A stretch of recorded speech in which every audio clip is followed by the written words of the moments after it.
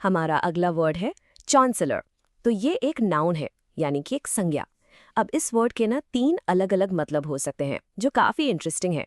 एक तो कुछ यूरोपियन कंट्रीज में, जैसे कि जर्मनी, वहाँ जो गवर्नमेंट के हेड होते हैं उन्हें चांसलर कहते हैं। फिर इसका एक और मतलब है कोई सीनियर सरकारी या लीगल ऑफिसर। और हाँ, आमतौर पर किसी यूनिवर्सिटी के जो हेड होते हैं उनको भी चांसलर ही बोला जाता है। तो अब जब हमें इसके अलग अलग मीनिंग्स पता चल गए हैं, चलिए देखते हैं कि इनको सेंटेंसेस में आखिर इस्तेमाल कैसे करना है। चलिए पहला एग्जाम्पल देखते हैं गवर्नमेंट के कॉन्टेक्स्ट में।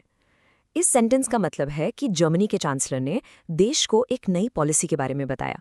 चलो अब इसे इंग्लिश में सुनते हैं। The chancellor of Germany address the nation about the new policy. Okay, अब आते हैं यूनिवर्सिटी वाले कॉन्टेक्स्ट पर। इस सेंटेंस का सीधा सा मतलब है कि यूनिवर्सिटी ने अपने इंस्टीट्यूशन को लीड करने के लिए एक नए चांसलर को नियुक्त किया।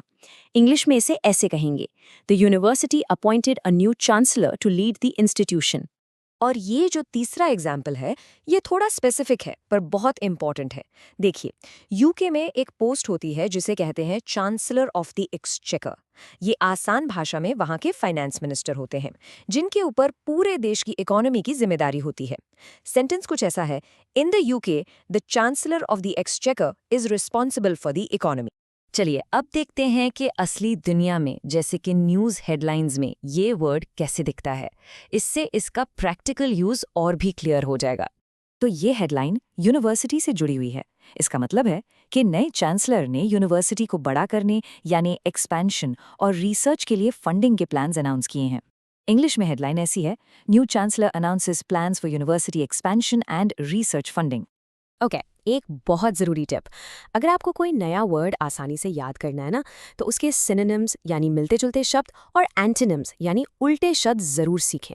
चलिए अब चांसलर के सिनोनिम्स और एंटोनिम्स देखते हैं। देखिए, चांसलर के जो सिनोनिम्स हैं वो इस बात पर डिपेंड करते हैं कि हम किस बारे में बात कर रहे हैं। जैसे अगर गवर्नमेंट की बात हो रही है तो हम प्राइम मिनिस्टर, प्रेसिडेंट या प्रेसिडेंट कह सकते हैं। पर अगर यूनिवर्सिटी की बात हो तो इसका एक सिनोनिम है रेक्टर। और इसके एंटोनिम्स यानी इसके विपरीत शब्द वो हैं सबऑर्डिनेट, डेप्यूटी, एड और असिस्टेंट। इन सब का मतलब होता है कोई जो नीचे की पोस्ट पर हो या सहायक हो। बस आज के लिए इतना ही। मिलते हैं नेक्स्ट वीडियो में। Happy learning. Bye bye.